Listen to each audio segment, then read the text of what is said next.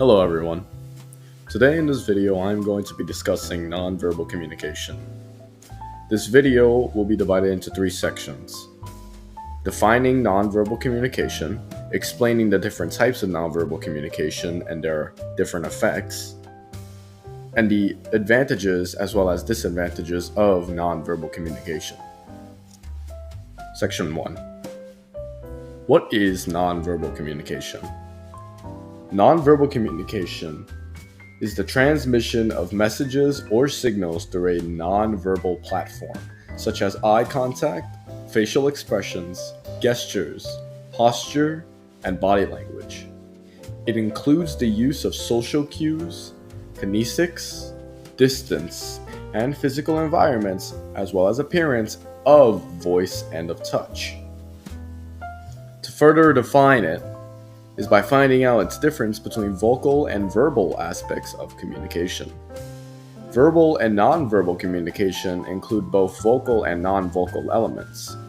A vocal element of verbal communication is spoken words, for example, "come back here," end quote. A vocal element of nonverbal communication is paralanguage, which is the vocalized but non-verbal part of a spoken message, such as speaking rate, volume, and pitch. Section 2. The different types of nonverbal communication. In this video, I will be going over kinesics, which includes facial expressions, gestures, head movement and posture, as well as eye gaze. Haptics, vocalics, which also connects with paralinguistics. Proxemics, and finally, appearance.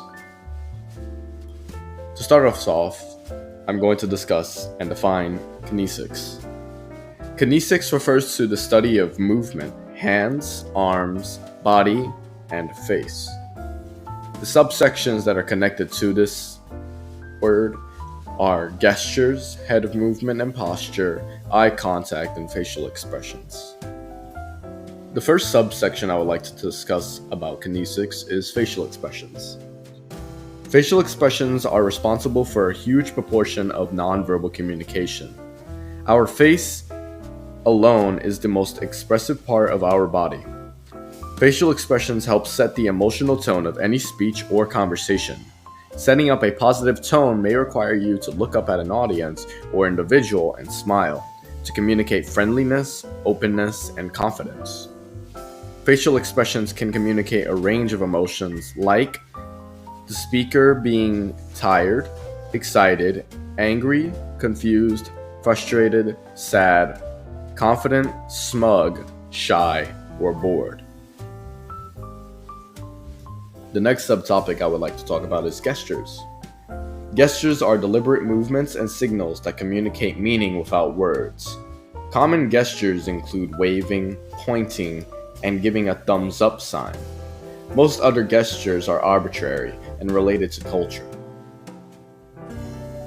The next subject I would like to talk about is head movement and posture.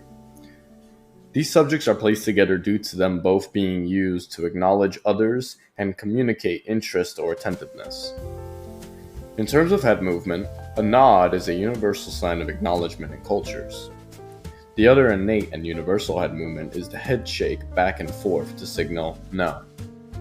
As for posture, there are four general types: standing, sitting, squatting, and lying down. There are many variations of posture, and combined with particular gestures or other nonverbal cues can express many different meanings such as dominance, informality, or indifference. The next and final subtopic I want to talk about is eye gaze. The eyes play a role in nonverbal communication, with such things as looking, staring, and blinking being important cues.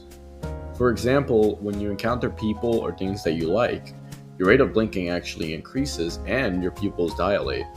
People's eyes can indicate a range of emotions, including hostility, interest, and attraction.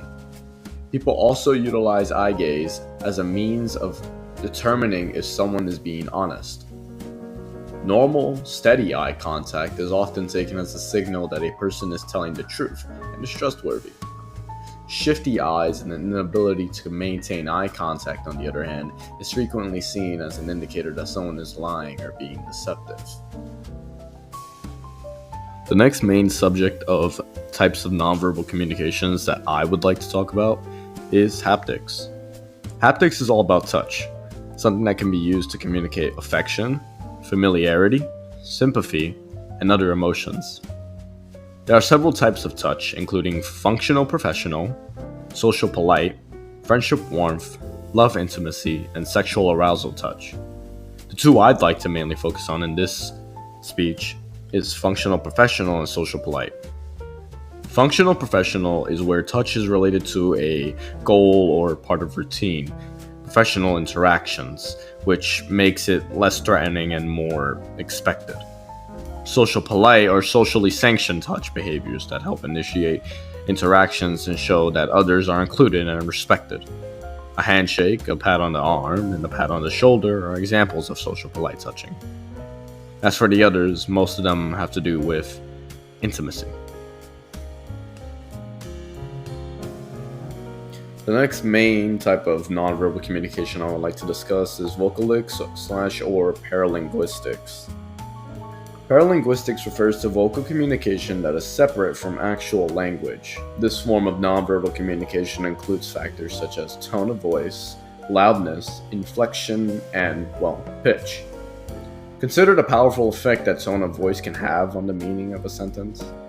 When said in a strong tone of voice, listeners might interpret a statement as approval or enthusiasm. The same words said in a hesitant tone can convey disapproval and a lack of interest. The next type is going to be proxemics.